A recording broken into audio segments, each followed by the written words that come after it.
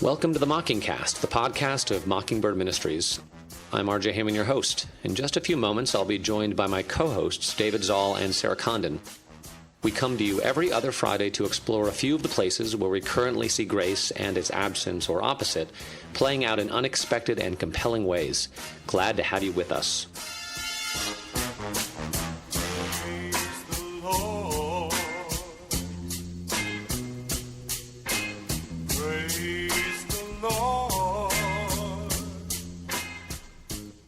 All right, we're back. Welcome to you, RJ Heyman. How was your time away? It was great. We were in Utah for about a week or so, just doing some skiing and stuff. There was not a ton of snow there, as people may know. Like Utah, Colorado, there's nothing apparently. Further north, there's more snow, but just a great time with our family and nice to be with my teenage boys who always want to be out with their friends, but they were forced to spend time with us and play Rummy Cube and other family games, and it was a great time. So thanks for the week off, and I'm back refreshed, ready for 2018. I can hear it in your voice. Yes. I can hear it in your voice. How about you, Sarah? What's going on? Not much. Just, 3-day weekend, 2 days closed in with the kids. We did a Little Mermaid puzzle. Ooh. It was 800 pieces, and my husband did most of it. So very impressive. Yeah. That's a big Little Mermaid puzzle. Yes. It was. It's funny because our daughter, who's 3, has never seen the movie. It's surprisingly hard to see the Little Mermaid. You cannot get it on Hulu or Netflix or Amazon. I even tried to buy it and I couldn't. Like, you've got to physically get the DVD. I have it on DVD. Do you? You can borrow it. I actually look at this stuff. Isn't it neat? I mean, pretty much know the whole thing by heart. Yeah, so RJ watched it last night. I could sing it for you. I could sing it for you right now. You want me to do that? No. Are you sure? Bet you on land they understand. Bet they don't. Reprimand their daughters. I'm done. Our daughter just calls it, because she doesn't really know what it is. She just calls it Under the Sea, like in this really off pitch. So anyway, she just kept singing that on repeat. She's going to get a killer patois going. I can already see. The scene was, Ariel like on the rock. It's that like she's. I don't know when. Exactly. I don't know how. We've unleashed a monster. Let's jump into the ocean here of articles. Terrible segue. But RJ, I was glad you mentioned the skiing thing, because this first one's about humble bragging. And I just feel so badly for you, with your bad conditions out there in Colorado. I appreciate tough. That, Dave. Thank you for your sympathy. It's so hard. There's a new study that came out from both the UNC and Harvard together, finding what we all know to be true is that humble bragging makes people like you less than straight up self-promotion. The research says that there are 2 distinct types of humble brags. The first falls back on a complaint. I hate that I look so young. Even a 19-year-old hit on me. While the second relies on humility. Why do I always get asked to work on the most important assignments? About 60% of the humble brags people remembered fell into the complaint category, and all of the respondents of this study said that regular bragging was better on both counts because at least it comes off as genuine. If you want to announce something, they say go with the brag and at least own your self-promotion and reap the rewards of being sincere rather than losing in all dimensions. Better yet, get somebody else to wingman your boasting. If someone brags for you, that's the best thing that can happen to you, because then you don't seem like you're bragging. And if you can, they caution to cut humble braggers a little slack, because you may be doing it yourself without realizing it. It's hard, guys, being this aware of my humble bragging. I need to be forgiven for being completely clear about when I'm humble bragging and when I'm not. But seriously, how do you deal with humble bragging? I mean, I do a lot of it. I'm very aware of that. But I also, it's a thing that like you can hear yourself doing it and it's just as bad as hearing other people doing it. I remember a couple weeks after we had our daughter, I was around a neighbor, suburbia is like ground zero for humble bragging. And I was in a neighbor's house. And so I have our 3-year-old son who's like all over the place, newborn daughter. And, it was like classic mom, right? Haven't showered in like 17 days, just barely keeping it together.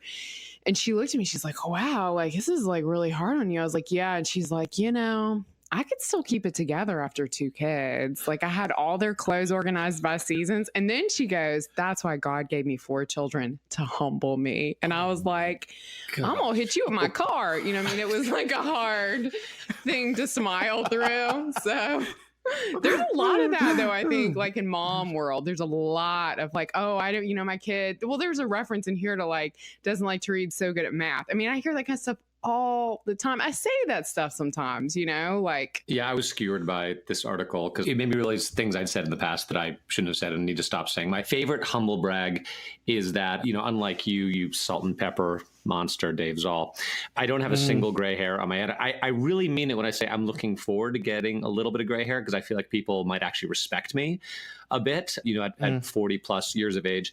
But the usual humble brag is like, I got carded at the liquor store again. And usually it doesn't go over nearly as well as I think it's going to. So I just need to never, ever say that again. But I would miss your youthful glow. Well, thank you. RJ. I appreciate that. It's the cold cream. Isn't it funny, like how we don't, in the Mockingbird sort of thoughtism of like self-improvement, how we have those things we say out loud and they never go over well and we just keep saying them. Yes. We're like, yes. Oh, wait, I've done this before. It didn't go well the first time. I'm going to say it anyway. It's like, now I know why people don't like me. I figured this is such a helpful article. I like that meme.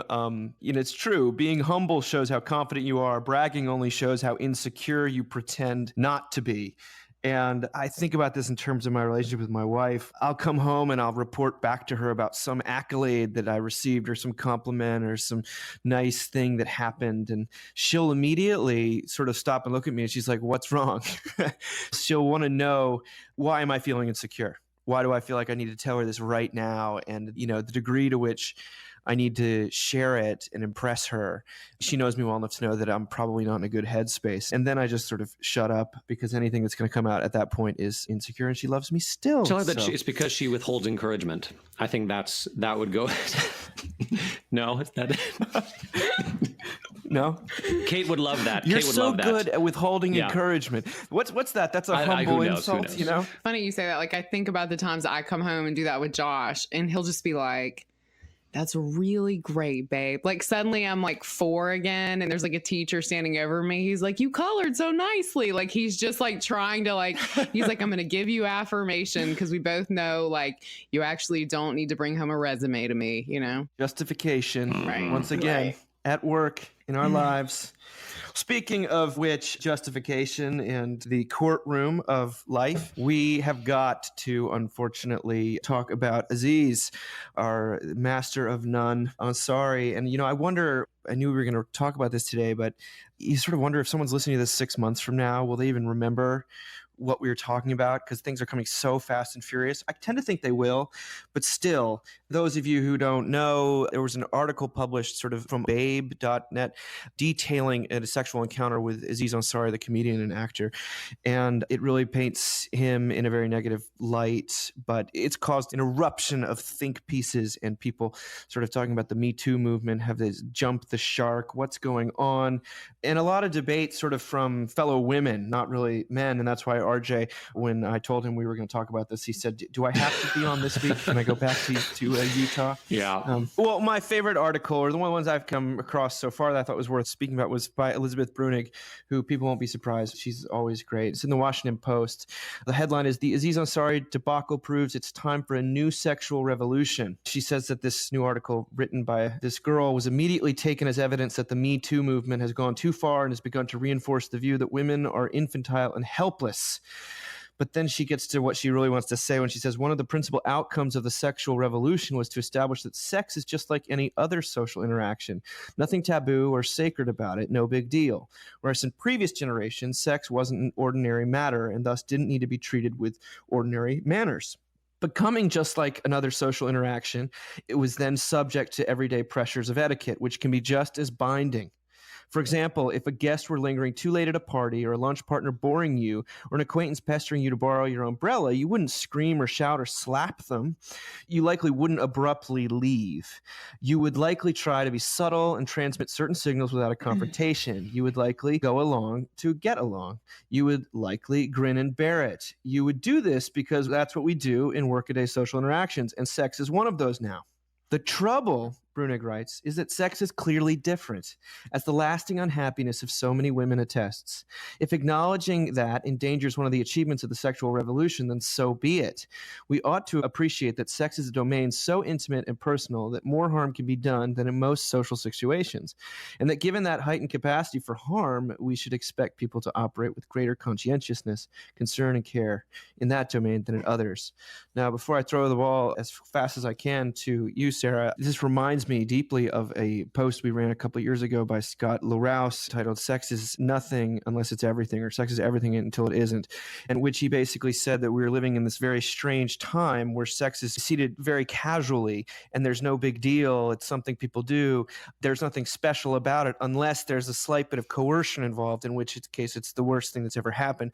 And that is a kind of a whiplash that makes it very difficult to process these things. Now, I have my own thoughts, but before I go on any longer, I want to hear from you, Miss Reverend Condon. I mean, I have a lot of thoughts about this. I'm trying to be graceful towards Grace, I think, which is not easy. Who's Grace again? Sorry, Grace is the pseudonym for this woman who has this account with Aziz Ansari.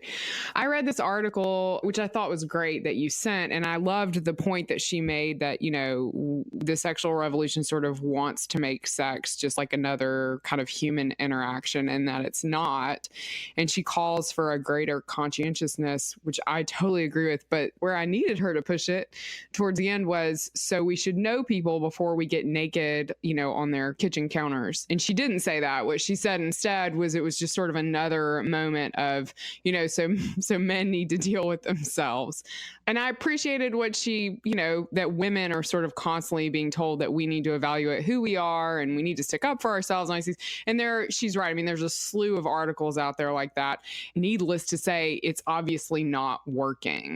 If we keep calling for this and it keeps happening, I mean, you know, when I heard these stories about Louis C.K. or about Matt Lauer and, you know, I mean, the fact that these guys' first move is for you to walk in and them not have pants on or whatever, it struck me that this is a whole generation of women who just keep walking into these situations and not walking out. And David, you had talked about a piece about how, you know, violence is often sort of the next thing. And that's perhaps why women are not saying no and are not getting out of the room. I mean, is that, yeah. Yeah, Heather Havrilesky was sort of saying that, I think she tweeted to say her belief is that porn and Tinder have polluted sex in ways that older generations simply don't understand, that her experiences weren't perfect, but they were nothing like what these ladies are describing. Most men tried hard to please. The pushy men were dismissed and didn't get violent over it. Obviously, that's a very narrow window, she says.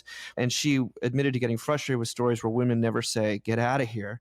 She says, but I am hearing over and over about things turning dark and violent when they do that. So this is a fascinating thing. Why have men, I mean, if we just go down that path, let's just theoretically go down that path. Why have men gotten worse? Yeah. I mean, is it porn? Is that it? I mean, because we've had the sexual revolution, right? And everyone's liberated now and they're having all the good times they want. Why are men getting worse? I mean, based on what we're hearing from these women who are going out on dates with guys in their 20s. I mean, there's all sorts of like, is it a byproduct of the sexual revolution? Is it things on the internet? Is it the ability to date whoever you want, whenever you want? I mean, the fact that this is Ansari is fascinating, right? Because, you know, we've read his book and he sort of talks about dating culture and how awful it is. And here he is in the middle of it with it documented for his mama and his daddy to read about. So, RJ.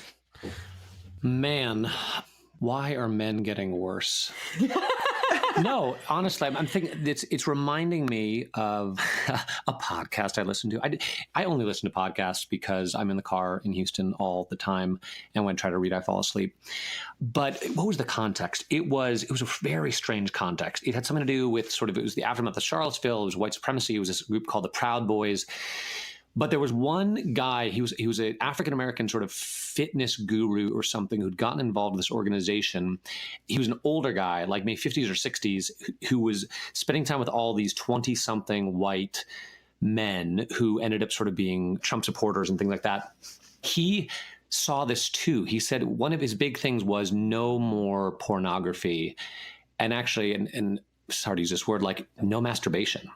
Like they weren't supposed to do that because he recognized that these young men did not know how to talk to women. had no idea how to talk to women because they'd been so used to all of their social interaction being over social media, texting. Their impression of women is over pornography. So maybe that 50, 60-something African-American male working with these conservative 20-something white males is seeing the same thing that Heather Havrilesky is saying. And maybe guys are getting worse because they're just on their computers and their phones all the time, and they're not. Because let's face it, it's terrifying to talk to women. It's terrifying to talk to women. And if you can get your quote unquote needs met without ever actually having to deal with the fact that someone else is a human being who might have feelings, why wouldn't you do that? It's easier. It's less humiliating, So this older guy was trying to get these younger guys out there to actually talk to women and fail and learn skills, learn skills for actual relationships. So you were telling me the other day about your initial impression when you watched the HBO show Girls. What was that again? Yeah, I'd said that, and this goes back to not the Havrilesky tweet, but the Washington Post article about, in some ways it's just a more conservative approach to human nature and sex, right? That human nature isn't mutable, that you can't just decide not to feel badly about something or not to be injured by something just because you don't think you should be. When I started watching, the Lena Dunham Girls, it seemed to me like it was about some young people who were constantly harming themselves and then wondering why they hurt. It's like they were cutting themselves. I'm like, wait, why am I bleeding? It reminded me also, my boys and my wife and I like to sort of binge watch sitcoms from the 90s and 2000s. So we've seen Seinfeld, Malcolm in the Middle, The Office, Parks and Rec, whatever. We've also watched Friends. In one of those seasons, all the friends start sleeping with each other. There's Ross and Rachel, there's Rachel and Joey, there's Monica and Chandler, but they all are still friends. They all get along. We sort of had to sort of our boys like, hey, just so you know, this is not reality. When groups of friends start sleeping with each other, there are consequences. I've talked to my teenage boys about that if and when they become sexually active, there's not just physical consequences, procreative consequences, there are emotional consequences, and that not everyone processes that type of thing the same way. And it may be that the women that they are with process it in a much different emotional way, that being sexually active has emotional consequences. And then, since we're talking about Grace and Aziz and everything, I read that 3,000 word Babe. I couldn't quite read every word. I sort of skimmed it because it was painful. But I ended up, as I thought about it more, I just felt, especially, and then as I also read the follow-up piece that Babe did, where they showed all these tweets from all these other young women who were like, oh my, happened to me too, happened to me too, happened to me too, happened to me too. I just felt really bad for her. I felt like, because she said she was looking forward to it. All she really wanted was to be loved, cared for, and made to feel like a worthwhile human being. And that's not how she was treated. She left there feeling empty. And then my next thought was, people just need to get married.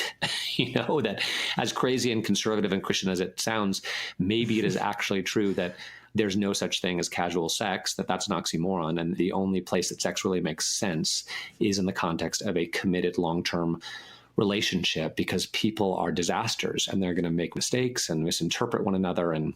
But that if you're in a relationship where you know someone and there's an emotional connection, that there's a little more space for grace and mistakes and any reform. I don't know. I don't want to get too church lady on this, although RJ has a little bit already. But but next time on Focus on the Family. Next time on, yeah. Yeah. So the phrase that keeps coming into my head, and Dave and I have like called back and forth over the past couple of days because I keep wanting to write a piece about this and keep not writing a piece about this, is what is secular sin anymore? Like, what does that look like anymore? Because it does baffle me a little bit when I've seen all these think pieces that no one has suggested. Take religion out of it, take the church out of it. Think about all the vulnerability work that is popular in pop culture right now.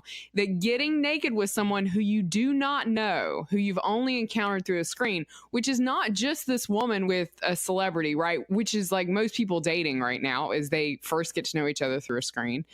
That's not somehow inherently wrong and going to lead to bad things. It baffles me. It really, of course, as the church, we have this whole, God knows in Mississippi, I heard plenty of saving yourself for marriage stuff, which inevitably led to a lot of pregnant teenagers. But it baffles me that no one is willing, like, it's not, I hate to use this phrase, it's not politically correct to say jumping into bed with someone with the first hour of meeting them is not generally going to go well. Didn't you mention on Facebook that you were going to write about it and someone got in touch with you? Someone got in touch with me who I have not talked to in, probably 20 years.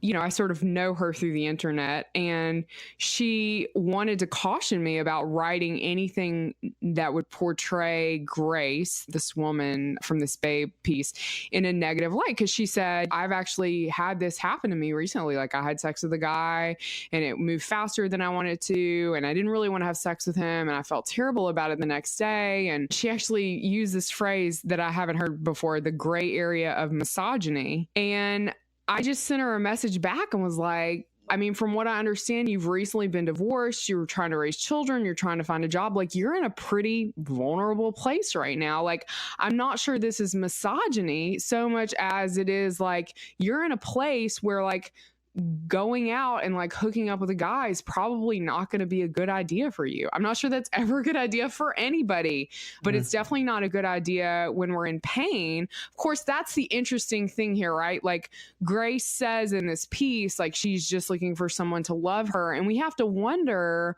what is Grace's life like right now? I mean, when do people often enact this kind of behavior where they're like so lonely and desperate? And, you know, I may be skewered for saying this, and I definitely read like Aziz Ansari's behavior in the article as being aggressive and gropey and like super awkward. But I also read it and thought of him, and I was like, dude, he seems really lonely and sad. Like, everyone just seems lonely and sad, and they're hoping that basically in the midst of what is an incredibly sinful moment, secular or religiously, they're hoping for kingdom results, right? Like, they're hoping that like some perfect moment will come out of this. And that's just not gonna, I'm not gonna use a 4-letter word, happen. Yeah. I mean, when I read this stuff, yes, part of me goes to is like, aha, you know, we told you, we Christians have it right. You know, I wish you want to feel sort of vindicated, and, you know, you kind of want to let it speak for itself a little bit. But clearly it is more complicated, you know, as to use the Facebook phrase, it is very complicated. And what is going on is this incredible, strange mix of, you know, of a little bit of Puritanism, a little bit of, you know, decadence mixed with social media, mixed with vulnerability, mixed with loneliness. You know, the UK, by the way, appointed a minister of loneliness this past week. I thought that was incredible. But at least they didn't euphemize it. You know, if we did that, be like, minister for community. Right. You know, like, yeah. Well, what I was thinking about is that, yes, the media is slowly getting into this business of feeling like it's its job to uncover all of hypocrisy in the world. And, you know, that is newsworthy, I suppose. But you wonder if where are all these non-hypocrites that they're trying to exonerate? Because there aren't any non-hypocrites, and there never will be. But then you get cynical, and you do want to really speak to people like Grace as well as Aziz, and not use the moment to bolster yourself. By the way, I do think the generational thing is, older women really do see this differently. And if you read the think pieces, I mean, and I went down the rabbit hole last night, and basically it's very divided between people who are under the age of 40 and people who are over the age of 40 see this very differently, not just the French. And I do think the porn thing has an enormous amount of, that is really the hidden story here that no one wants to really talk about. Maybe it's just all tied into the incredible alienation of our culture. When I think about the messages we're getting, it's, you know, everyone's an individual, be a rugged individual, do your own thing, you know, be free, don't be constrained. And at the same time, get all of your desires met. Like, you owe it to yourself, and it's your right to get everything you want out of life. And maybe it's the internalization of those messages that cause men to act the way they do and women to act the way they do. I don't know. There's no sense of, I don't know. Yeah, I don't know. I don't want to get too down on American. No, I was at a dinner party the other night, and I was talking to a woman, and we were talking about men, and you know, I'm raising 3 boys, and it's really scary. And what does this mean? Because are men just inherently kind of worse? And she actually works as a high-end designer for very high-end weddings and people getting married at Versailles and stuff like that. And she just sort of said, well, not to minimize what's going on, but I deal with women 9 to 5 who I could write a memoir that would just completely undo you. It might be less criminal activity, but the sort of despicable entitlement with which I'm treated could fill many, many books. And so I was like, well, thank you for saying that, because I was about to just throw in the towel and say I wish I was a woman. Dave, do you have an announcement to make? Yeah. But it does lead actually quite profoundly into the final thing we were going to talk about, which was coming from Mark Galli on Christianity Today, our friend who wrote a longer thing on substitutionary atonement. It doesn't get any more personal. By way of introduction, you see the intense accountability and consequence talk and judgment and law, and the world really upping the ante when it comes down to the severity of law, but without any ability to account for the people who are condemned by that law. There's no grace. There's nothing to do with the guilt, without trying to say it's not that big of a deal. And then you have Galli coming along and trying to talk about substitutionary atonement, which is, a dirty word, just like, snow is a dirty word in Charlottesville this past week. But he says, a bloody and violent event stands at the very center of our faith. And it's not just the event, but its meaning that prompts many to recoil and discuss. Evangelicals, more than most, are deeply moved by the notion that Christ died for us on a cross, that he was a substitute who suffered in our stead, and that he endured a punishment we deserved. To be sure, this notion has been framed sometimes, I might say often, in crude and even pathological ways. But it remains a way of looking at the atonement that deeply moves millions and draws them in grateful love to the one who hung on that cross. They are grateful because they have, quote, an urgent sense of man's predicament, a mood so deep that it could never be completely articulated. The mood is despair, and the urgency comes from a foreboding. If the reason for this despair isn't addressed, one is doomed. The despair is grounded by guilt and shame for transgressions against divine law. He goes on to say, the modern conscience balks. What type of universe is this in which everyday and relatively harmless behavior, lying, greed, pride, lust, and so forth, deserves eternal and irreversible damnation? Christians respond, this type of universe, and point to common experiences with very much the same dynamic. I mean, this is Dave talking, but this is the world we live in this week, especially. Relatively insignificant actions that result in horrific and lasting consequences. Sin must be paid for as a debt must be paid for. This is Mark again. Why this is the case, why the moral universe operates this way is hard to say. It's another deep mystery of life. But we first understand the nature of just punishment as children. Your sister repeatedly changes the channel you are watching on TV to watch what she wants. She's rude and unbending until your father steps in. An apology from her is all well and good, but you're not satisfied until your father adds that your sister can't watch TV for a week. Punishment is part of the solution to this problem, and if there is no punishment, you feel like justice has been cheated. This is, again, the discussion that is going on right now. What are the consequences? What does the confession look like? Is it specific enough? This is a very timely issue. You simply cannot be alive today and deny it. Anyway, back to Mark. He says, built into the very fabric of the universe is also the notion that one death can be accepted in place of another's, that the one death can redeem an otherwise hopeless situation. Again, we're tempted to think we've regressed to primitive religion, but once more, we look around to see this phenomenon all around us. It's a regular trope of storytellers who create Christ figures whose death liberate others. Sometimes the suffering and death of one key person, who's perceived as good and loving, transforms the lives and situations of others for the good. As the deaths of activists like Mahatma Gandhi or Martin Luther King Jr. suggest, there's no straight line, but there's clearly a positive relationship, a mysterious sense in which they endured the punishment for injustice that was deserved by others, and that this event made a measure of healing possible. The reminder of other atonement models in the New Testament has been a good corrective for preachers who have limited their preaching to substitutionary atonement. Amen to that, right? Not everyone at every point in life will be moved by dynamics of guilt and shame, law and punishment, sin and substitution. A drug addict caught in the chains of addiction might better grasp the miracle of the crucifixion if the ransom model is expounded. Yet, a principal reason that preachers continue to rely on substitutionary atonement is precisely that it preaches.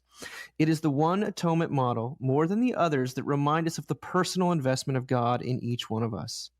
Where Christus Victor, for example, is a wonderful model to describe cosmic redemption, substitutionary atonement is about my salvation. Christ died for me, I might add, for what's happened to me and what I've done to others.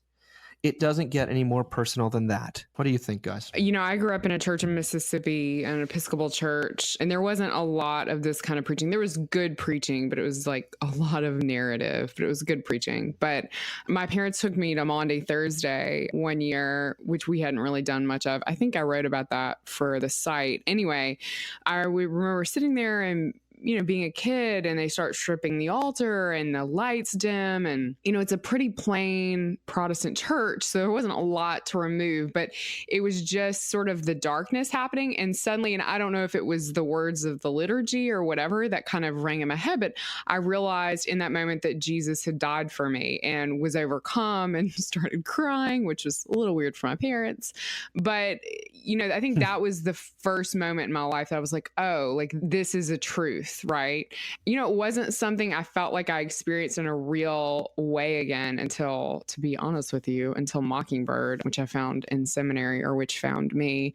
I mean, the way that Mark Galley says, like it preaches and that's why people use it. I mean, I totally agree with that. When I was in seminary at Yale Divinity School, I know I could be nice and just say when I was in seminary, but I do want to say that it was that seminary because it's important that we know that when we train people for the pulpit, we're not training them to preach this message. I mean, the few professors I had one Protestant professor who brought atonement theology into class, and people screamed him down. And I had another professor who talked about it, and he was Catholic and he used medieval theology, and he was just British enough that everyone gave him a pass. He also incidentally one time said in class that he would like to just set all the Protestants on fire on crosses out in the front yard. So he was a laugh a minute. That's hilarious. Yeah, isn't it so funny? I got pregnant that semester and just told him I had morning sickness and never showed up. But anyway, seminary in a nutshell. But I mean, this stuff does preach. I mean, it preaches every time because people need to hear. I mean, when I hear these sort of cosmic Christus Victor sermons, it's like, okay, it doesn't like feel like it impacts my life. Maybe I'm just super needy and like super childlike, and maybe I'll just grow out of it. But so far that hasn't happened. So far, I need to know that Christ has died for my sins on my behalf. I need to know that people who have done me wrong have been forgiven too. And I need to know that because it changes everything. So, Sarah, question for you. Having gone to Yale Divinity School. Yes. Which is not as hard to get into as real Yale. Okay. To be clear. Okay. Beyond the divine child abuse trope, what is it about atonement theology that people react so strongly against? Because sin is such a fundamental part of that. And to talk about sin in a deep way and to talk about low anthropology in a deep way undoes so much of what we hear in the social justice movement. It just does. Because it says, actually, we can't fix everything. Actually, we can't create the kingdom here on our own volition. Like, actually, people are going to starve and suffer, and it's deeply sad, and it makes Jesus weep, and we're not going to be able to fix every single situation. I mean, it's no wonder that people last, what's the average in ministry? It's less than 5 years. You're hearing this stuff at seminary. Oh, the victory of Christ. Like, just go out and be Jesus, die on a cross, be raised the next day. The Catholic seminary professor will burn you, for free. And then you get out into church. I mean, for me, this theology is more, aside from like my personal life, my preaching life, it's necessary for me to just function, in church world. I mean, RJ, I remember having a conversation with you early on when I started working at St. Martin's, and you said to me, we were talking about, people struggling in the pews, and you said something like, you have to look out and remember that like everybody is bound by their sin. Once you get this stuff, you don't unsee it. Yeah. That article brought a few things to mind. One, as he was talking about the reality of the world that we live in and its brokenness, its sin, it reminded me of Francis Bufford's amazing book on apologetic, where he was talking about the campaign of kind of new atheists in buses and, subways in London. And the atheist tagline was, "There's probably no God, so stop worrying about it and enjoy your life." And Spofford's reaction was, who is enjoying their life? Who are these people? Like, no one is enjoying their life. Everything's a disaster. And I'm pretty sure that God is not the problem. And that's where it ties in what you were talking about, Sarah, just that, what did Niebuhr say? That sin is the only empirically verifiable doctrine of the Christian faith. But we don't want to talk about sin. I know people who have a tough time with substitutionary atonement theology, people who have really suffered abuse, and they maybe have a tough time with forgiveness. And I tend to do with guilt and shame, right? I feel guilty for what I've done, what I haven't done, what I'm doing, what I will do. But I don't struggle necessarily with anger or with a desire for justice or with woundedness or with someone having really done something terrible to me that I have a tough time getting over. So I'm really sympathetic to that and looking for a way for atonement theology to address not only people who feel themselves to have committed wrongs, but also those who feel themselves to have been wronged. That how does Jesus bleeding and dying on the cross for our sins help me forgive someone else or help me deal with my anger, my confusion? And I have thought in the past, and I don't know, I'm sure if this is heretical, someone in Mockingbird land will let me know. I've almost imagined the cross sometimes as almost a divine apology for the brokenness of the world. I was with a couple this morning that are in the hospital. Their baby is there and struggling, and they've had a rough week. And I said to them, if you're feeling angry, if you're feeling confused, if you're feeling frustrated, you can take that to God. Because ultimately, I didn't say this to them, but ultimately, this is his world. He created it. He's responsible for it. He loves it. I do believe that he's sovereign over all of it. And in the Bible, people certainly have no problem with going to God and being like, what are you doing? What is the deal here?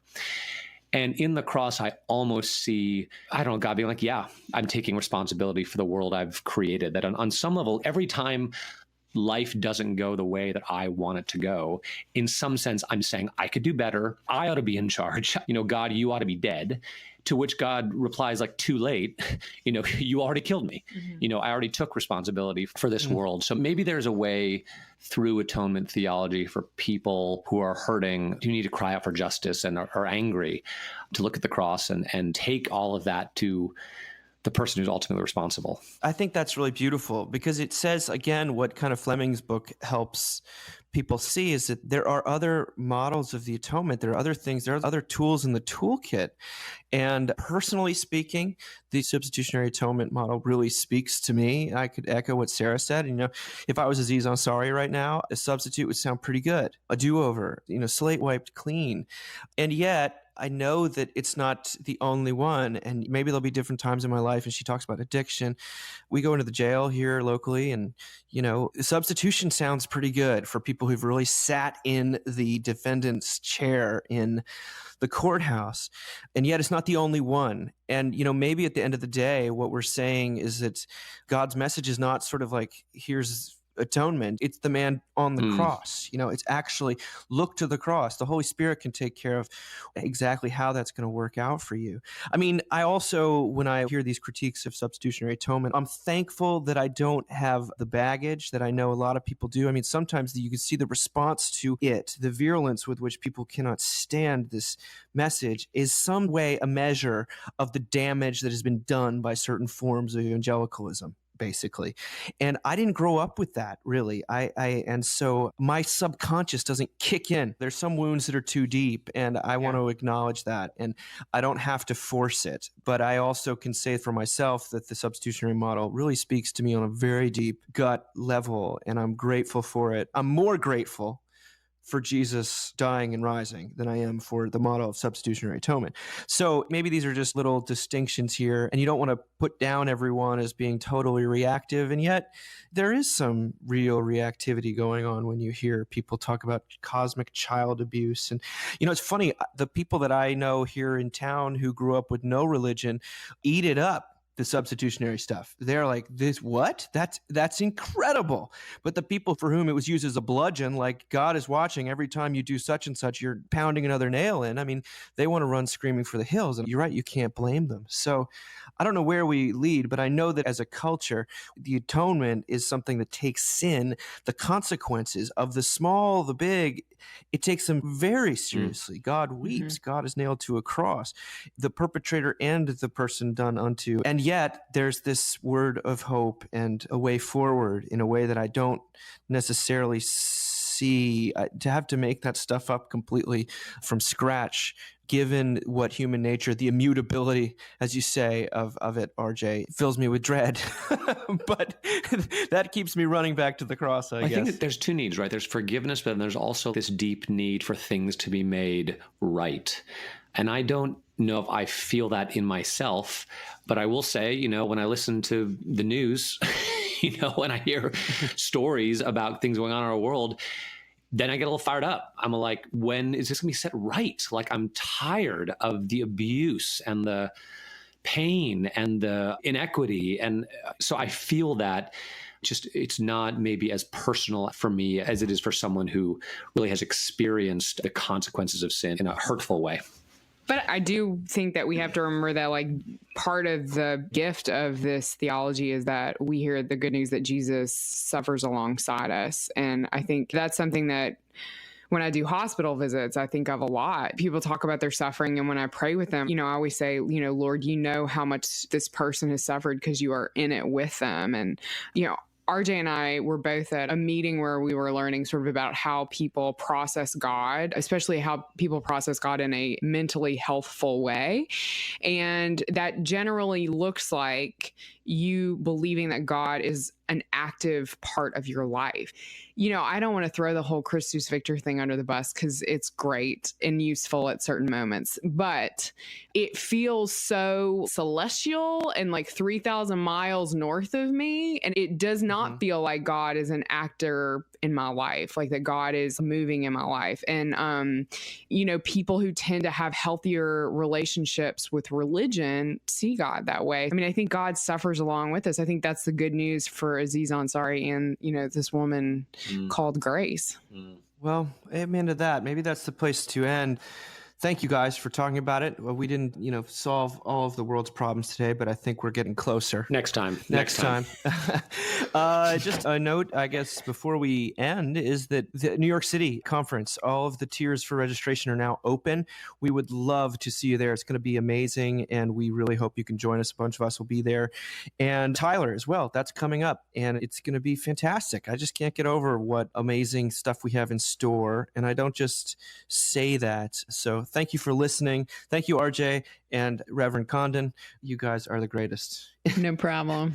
You guys are the most non-sinful people I know. Oh, great. That's Super. true. No pressure. Bye. Bye.